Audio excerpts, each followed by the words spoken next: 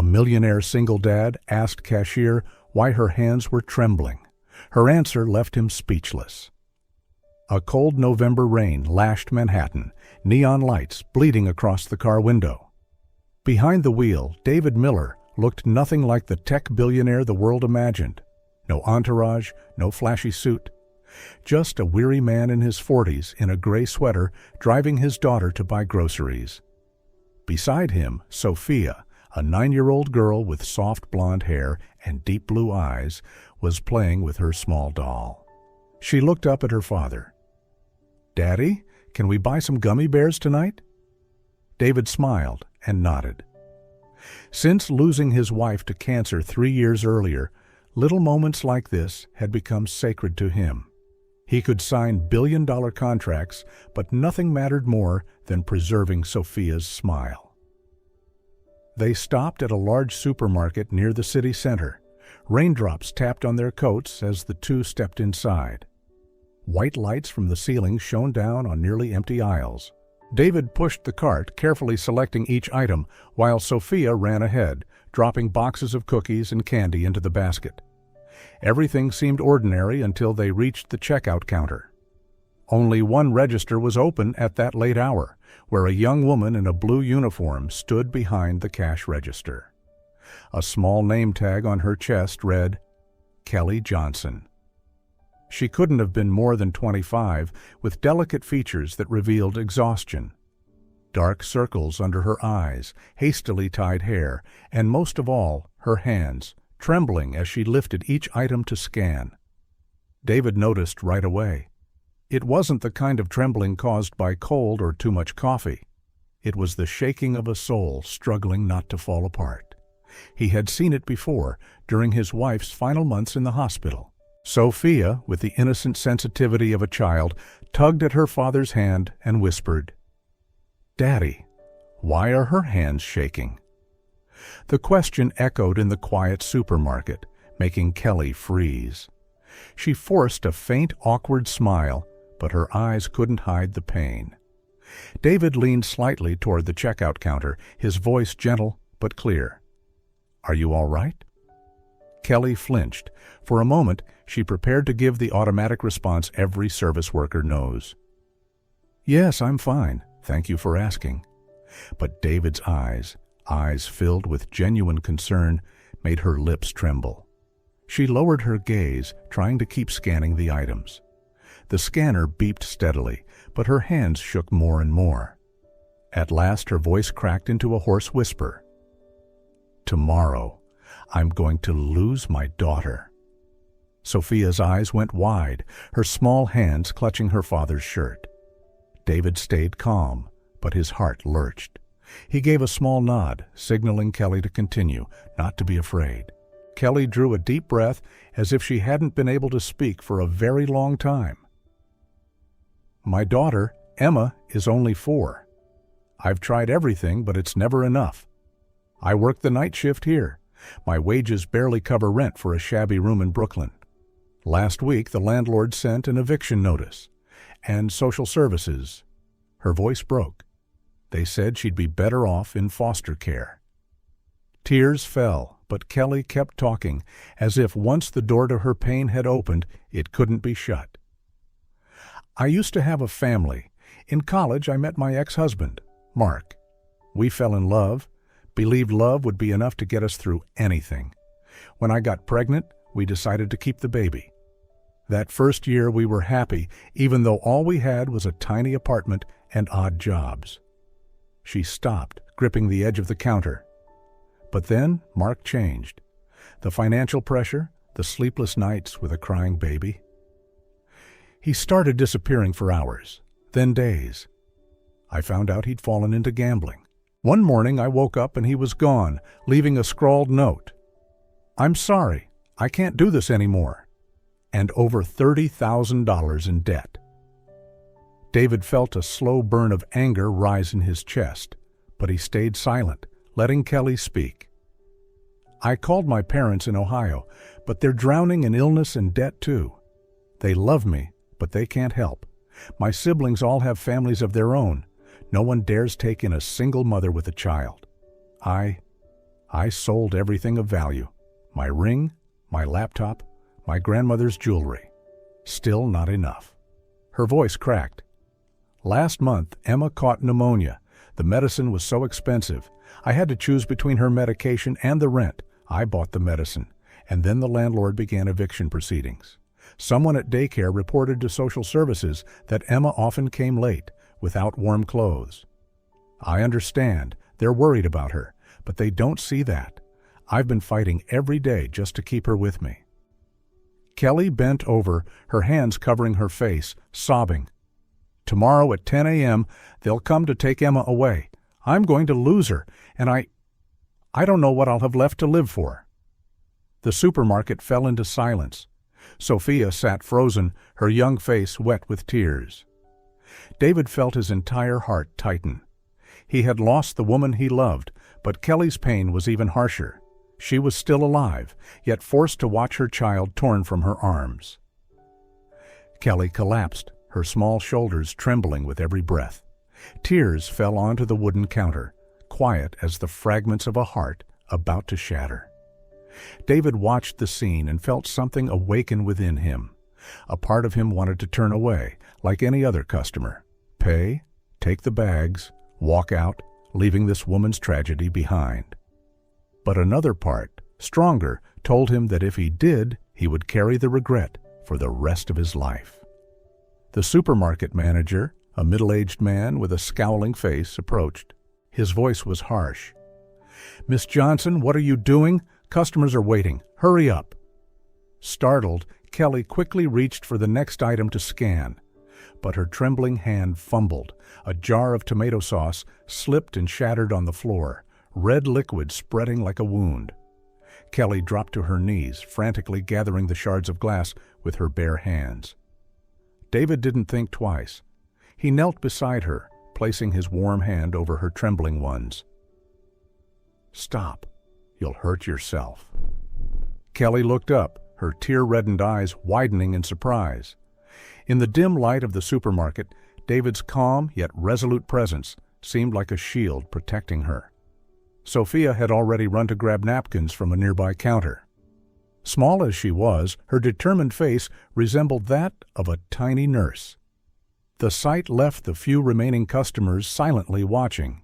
The manager, still fuming, opened his mouth to speak again, but David looked up, his gaze firm, his voice deep and steady. "If you have a problem, open another register. We are dealing with something more important than any item here." The manager froze, then backed away, unwilling to face him. David helped Kelly to her feet. He was no longer the famous billionaire often mentioned in the press, but simply a man who saw pain and chose not to turn away. "You need to sit down for a while," he said softly. "There's a cafe inside the store. Let's go." Kelly shook her head weakly. I'll lose my job." David met her eyes directly. "Let me handle that." And in that moment, within just a few minutes, he broke through the habits of caution, of planning every detail the way he had lived his whole life. This wasn't the instinct of a corporate giant accustomed to calculation. It was a spontaneous decision, born from the deepest place: compassion. In the quiet corner of the supermarket's small cafe, the space was so still, one could clearly hear the rain falling outside the window. Kelly slumped into a chair, her hands still trembling, eyes fixed on the floor as though afraid to meet anyone's gaze. David slid a glass of water toward her. "Take a breath. It's all right. We have time." Kelly took the glass, her fingers brushing the warm rim. She stayed silent for a long while. When she finally spoke, her voice was hoarse, as if it had passed through a storm. "Thank you for helping me." David sat across from her, calm, saying nothing. Sophia, unable to hold back her curiosity, widened her blue eyes. "Miss Kelly, where is your daughter now?" The question made Kelly choke up. She blinked, torn between keeping silent and letting the truth out. At last she whispered, "Emma, she's at home. She's asleep. I asked a neighbor to keep an eye on her while I work the night shift. Tomorrow at 10 a.m., they'll come to take her away." Sophia clutched her father's hand, her voice trembling. "Daddy, we have to see little Emma." David looked at his daughter, then at Kelly. He could see in her eyes the shame, the despair, and the fear of letting someone witness her life. But more than that, he saw an opportunity for him to truly understand, for Sophia to understand, and for Kelly not to be alone in the dark. "Miss Kelly," David said slowly, "tonight, let us drive you home. I'd like to meet Emma. Sophia would too." Kelly shook her head repeatedly, as if the idea were impossible. "No, my apartment. It's dirty, cramped, not worth—" David cut in, his voice firm but gentle. "It's worth it, because it's where your daughter lives, and I think if Emma is about to be taken away, at least tonight, you shouldn't be alone." Tears welled in Kelly's eyes again. A long silence settled over them. Then at last she nodded, very slightly, like a surrender, but also like a flicker of hope. The drive to Kelly's home took only 15 minutes. The rain-slick streets glimmered under the yellowed glow of the streetlights, each puddle reflecting the light. David drove in silence. Kelly sat in the passenger seat with her hands tightly clasped, head bowed low. Sophia sat in the back, glancing at her father again and again as if to make sure they were doing the right thing. When they arrived, Kelly led them into an old building in Brooklyn. The hallway was narrow, filled with the smell of dampness and cigarette smoke. The apartment was on the 3rd floor. The door opened, and they stepped into a world entirely different from the warm glow of the cafe. The room was barely larger than an average living room, the walls peeling, the window patched with tape. A small bed sat in the corner where Emma lay sleeping, clutching a worn-out teddy bear. Sophia stepped closer, whispering, "Daddy, she's so cute." Kelly pulled the blanket over her daughter, gently stroking the child's hair, her voice breaking, "Tomorrow, they'll take her away from here." David watched the scene, his heart tightening. He understood that tonight was the turning point. This was no longer just a story he'd heard. It was a reality he had witnessed with his own eyes. And he knew that if he left Kelly and Emma to their fate, he would never forgive himself. David turned to Kelly, who was sitting on the edge of the bed, clutching the hand of her sleeping daughter. Emma's dark blonde hair was tousled, her rosy face still carrying the softness of childhood. No court, no report could ever convince David that the only place Emma belonged wasn't in her mother's arms. "Miss Kelly," David said in a steady voice, "I will not let tomorrow happen the way they've planned." Kelly looked up, bewildered. "What do you mean? You can't stop the court." "I don't have a lawyer. I don't have anything." David stood, pulling out his phone, his eyes lit with a determination he hadn't felt in years. "I know someone who can help, and I'll call them right now." The first call was to Sarah Collins, his longtime friend and one of the best family lawyers in New York. Even though it was close to midnight, David called directly. Sarah picked up, her voice groggy. "David, what's going on? Do you know what time it is?" David didn't waste words. "Sarah, I need you here right away. This is about a little girl. Tomorrow at 10 a.m., they're taking her into foster care. I can't let that happen." Sarah was silent for a few seconds, then sighed. "Send me the address. I'll come."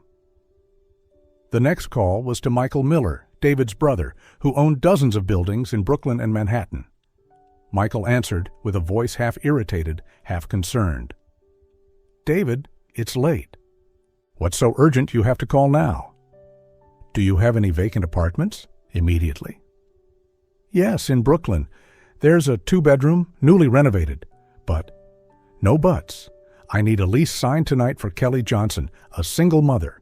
Rent low enough for her to manage. Get it done before morning."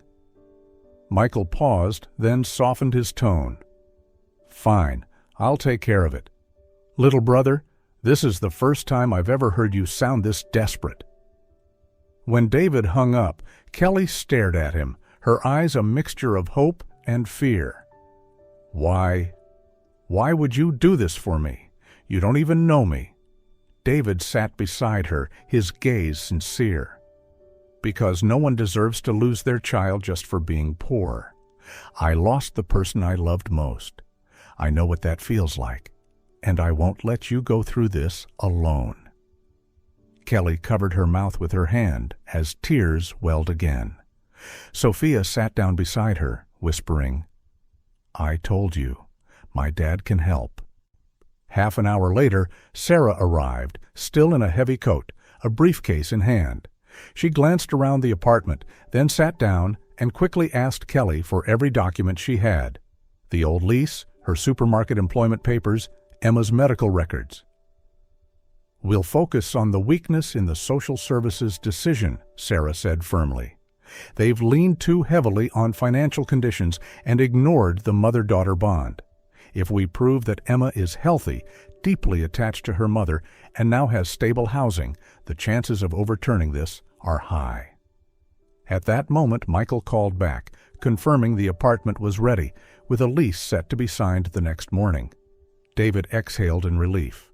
Sophia, drowsy but determined, sat at Emma's bedside, as though declaring that tonight the two girls would be sisters, no matter what any court decided.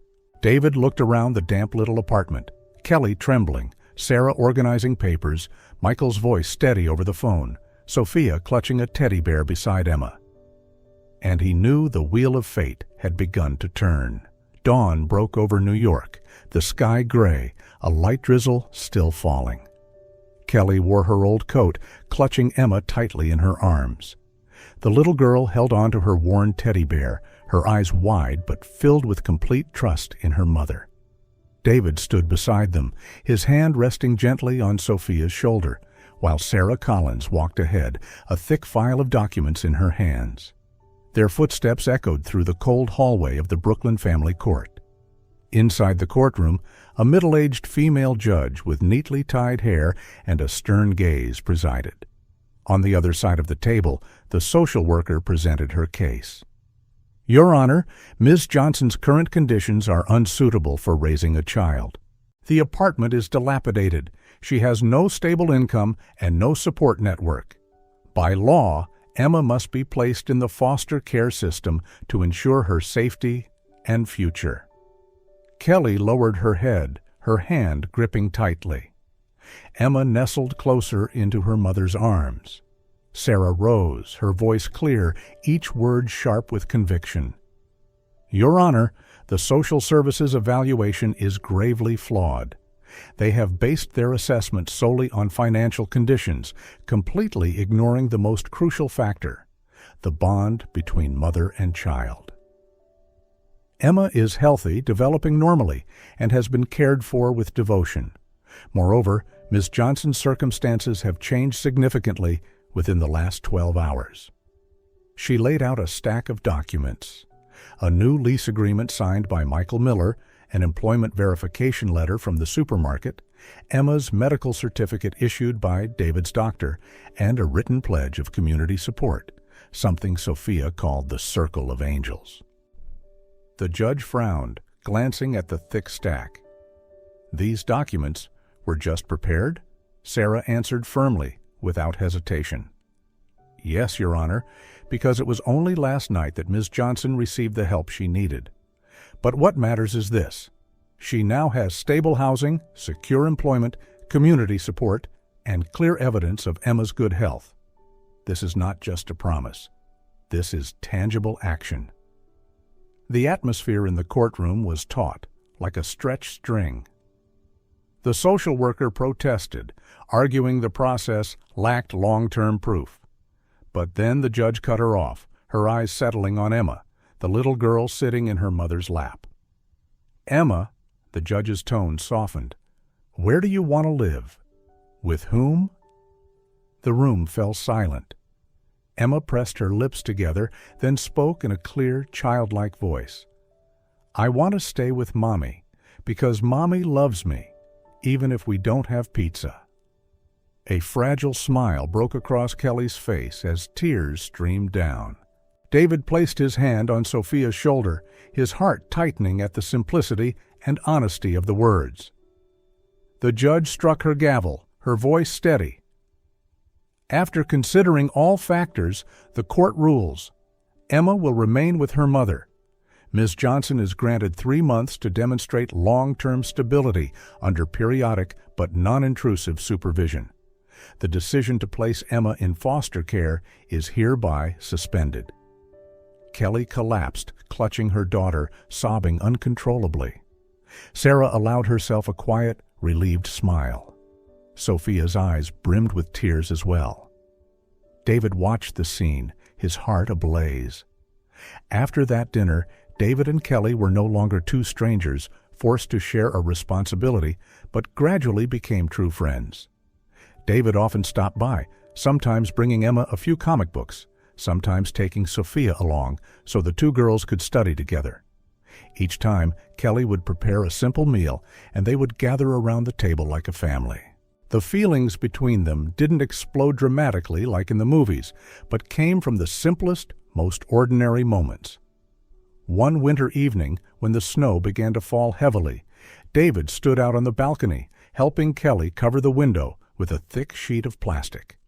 Kelly held the flashlight for him, the cold wind whipping against their faces, but when their eyes met by chance, Kelly couldn't help but laugh.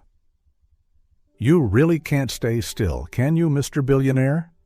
David chuckled too, replying softly. "For a house? I could hire an entire team to fix it right away. But for a home like this, I want to do it myself." Another time, Sophia and Emma begged to hold an indoor picnic. Kelly spread a blanket in the middle of the living room, setting out cookies and milk. The two girls whispered to each other, then pulled both David and Kelly down to sit. "Daddy, Miss Kelly, you have to sit next to each other, because this is the family table." "Dia." David looked up at Kelly, and the two of them could only smile, accepting the childish rule that somehow felt strikingly true. Their bond grew not through promises, but through trust, built day by day. Kelly began to feel safe, knowing that if an emergency happened, David would always be there. David realized it had been a long time since he had felt the warmth of a home with children's laughter, shared meals, and another adult to talk with about life's little things. One evening, when Sophia and Emma had fallen asleep on the sofa after a long game of building blocks, Kelly gently covered the two girls with a blanket. David stood quietly at the doorway, his gaze tender. Kelly turned to him, her voice soft. "I'm still not used to having someone to share this burden with, but I think I'm slowly learning." David stepped closer, answering, "You don't have to learn it alone. We can learn together." That moment had no confession of love, no lingering touch of hands, only a silence full of meaning and a slow yet steady beginning, a kind of affection that wasn't loud but deep, nurtured by the smallest things in everyday life. Many years passed, and their lives were far removed from that fateful night in Brooklyn. Kelly was no longer the exhausted cashier with trembling hands. She had graduated from her accounting program and become a financial officer at David's own company. In the brightly lit offices of Manhattan, Kelly now walked with confidence, her hair neatly tied, her eyes radiant. Emma and Sophia had grown up together like real sisters. They went to the same school, shared every secret, fought and made up as if fate itself had decreed they could never be apart. For David, the laughter of the two girls was the deepest healing sound for his heart. For Kelly, seeing Emma grow up surrounded by safe love was proof that none of her struggles had been in vain. One weekend afternoon, the four of them went shopping together, at the very same supermarket where David had first met Kelly. Years had passed, but the memory of those trembling hands that day remained vivid in their minds. At the checkout counter, a new employee was fumbling. The young woman, about the same age Kelly once was, clumsily scanned the items. Her hands shook, and a jar of tomato sauce slipped and shattered on the floor. The sound made Kelly freeze, her heart tighten. Emma and Sophia exchanged glances. It was Sophia who whispered, "Mom, it's just like before." Kelly took a deep breath. In that instant, she felt as though time had rewound, taking her back to the girl she once was, desperate and shaking. But this time, she was no longer the one in need of saving. She stepped forward, knelt beside the young employee, and gently touched her trembling hands. "Don't do that. You'll hurt yourself," Kelly said, her voice gentle yet steady. The girl looked up, her eyes red. Kelly smiled, a smile forged from years of healing. "Everything will be all right. Trust me." David stood behind her, watching, emotion welling in his chest. Years earlier, he too had knelt beside Kelly in almost the exact same scene. Now, she was the one offering help to someone else. The two girls ran up, and Sophia whispered to Emma, "See? Our mom doesn't tremble anymore. Now she's the one helping." Emma nodded, squeezing her sister's hand, her eyes sparkling with pride. As they left the supermarket, the four walked side by side. Kelly turned to David, her eyes shimmering. "If that day you hadn't asked me just one question, my life might have turned out completely differently." David shook his head lightly. "No, Kelly, you were the one who chose to stand up. I simply reached out my hand." Amid the bustling streets, Emma and Sophia held hands, running ahead, their laughter ringing bright. Kelly and David walked more slowly, quietly watching the two children. They didn't need to say anything more because they both understood. The circle had closed. The pain of the past had become strength, and the salvation once received had now become a gift to be passed on. That night, after putting Emma and Sophia to bed, Kelly and David sat together in the small living room. The yellow light cast a glow over the old carpet. 2 steaming cups of tea rested on the table. Outside, the city was still awake, but inside the apartment, a deep and quiet peace embraced the space. Kelly let out a soft sigh, her eyes lingering on the closed bedroom door. "I don't know what I ever did to deserve all of this," she whispered. "A home, a job, a family. Sometimes I'm afraid I'll wake up and realize it was all just a dream." David watched her silently. He could still see traces of the years she had spent fighting, but now those traces were mixed with gentleness and strength. "Kelly," he said, his voice low and warm, "you don't have to do anything to deserve it. You just have to be yourself. You fought, you loved, you never gave up. That's why we're sitting here today." Kelly turned to him, her eyes brimming with tears. "You pulled me out of the abyss. Without you, I would have lost Emma." David shook his head, a faint smile touching his lips. "No, Kelly. Emma was the reason you stood up again. I just happened to walk by and saw those trembling hands. From that moment, I simply couldn't turn away." Silence enveloped them. The sound of traffic outside faded. Kelly placed her hand gently on the table, and David, hesitating only for a moment, laid his hand over hers. There was no rush, only a steady, quiet certainty. Just then, the bedroom door creaked open. Sophia stepped out, rubbing her eyes, whispering, "I'm thirsty." Emma toddled out behind her. Seeing the two adults sitting side by side, holding hands, both girls stopped short. Then Sophia smiled, pulling her little sister onto the sofa. "See, Emma, I told you, at last we're a real family." Emma nodded, resting her head on her sister's shoulder, her eyes sparkling. "Then, I want to call Uncle David Dad. Is that okay?" Kelly froze, her cheeks flushing pink. David looked straight into Emma's eyes, his heart tightening. "If that's truly what you want, Emma, then it would be the greatest honor of my life." The room seemed to burst open with joy. Sophia hugged Emma, then both girls wrapped their arms around Kelly and David. The four of them sat together, arms entwined, as if no force in the world could tear them apart. Later that night, after tucking the girls back into bed, Kelly stood at the window, gazing down at the city lights. David stepped beside her, silent for a few seconds, before softly saying, "We've come a long way, and I don't want any road ahead without you in it." Kelly turned, her heart trembling, but not with fear anymore. "Me too, David. Whatever lies ahead, as long as we walk it together." He leaned down and placed a gentle kiss on her forehead. No grandeur, no distant promises. Just that moment, where four once broken souls had found each other and begun to write a new chapter. A chapter of family, of love, of healing. The wedding came quietly, without noise, without extravagance. David and Kelly chose to hold a small ceremony in the garden of an old house on the outskirts of New York. Only a few close friends, a few colleagues, and of course Sophia and Emma, the two most important witnesses of this story, were present. That morning the sky was clear, a gentle breeze rustling through blooming cherry blossoms. Kelly wore a simple white dress, her hair tied neatly at the nape of her neck. She wasn't dazzling like in the movies, but to David she was the most beautiful woman in the world. David wore a deep blue suit with a small flower pinned to his chest, chosen by Sophia and Emma themselves.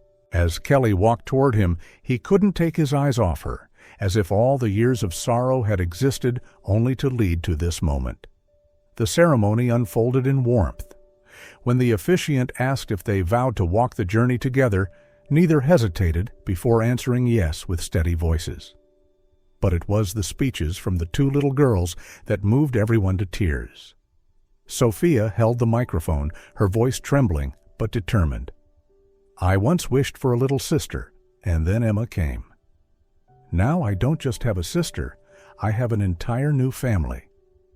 Emma, in a pale blue dress identical to Sophia's, continued, "I used to be afraid of losing my mom, but now I have my mom, I have Daddy David, and I have Sister Sophia. We are a real family. Now we're really sisters." Applause filled the garden, but David and Kelly only looked at the girls with tear-filled eyes. They knew no more words were needed. Everything was already complete. After the ceremony, as the sun began to set, David raised his glass, his warm voice resonating among their loved ones. "Everything we see here today, everything we have, it all began with a small moment when I saw a pair of trembling hands and asked a simple question. Are you okay?" Kelly squeezed his hand, tears rolling down her cheeks, but her smile shining bright. The four of them, now a family, stood together in the glowing sunset. The message of their story could not have been clearer. Sometimes it is the smallest gestures that hold the power to change an entire life. A question, a look, a hand reaching out, that is the beginning of compassion. And compassion, when offered at the right moment, can create miracles. If you believe compassion can change a life, leave a like on this video.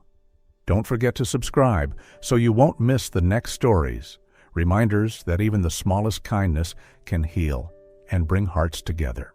And share in the comments, when was a moment someone's compassion changed your life? Let's spread this message so no one has to walk alone in the dark.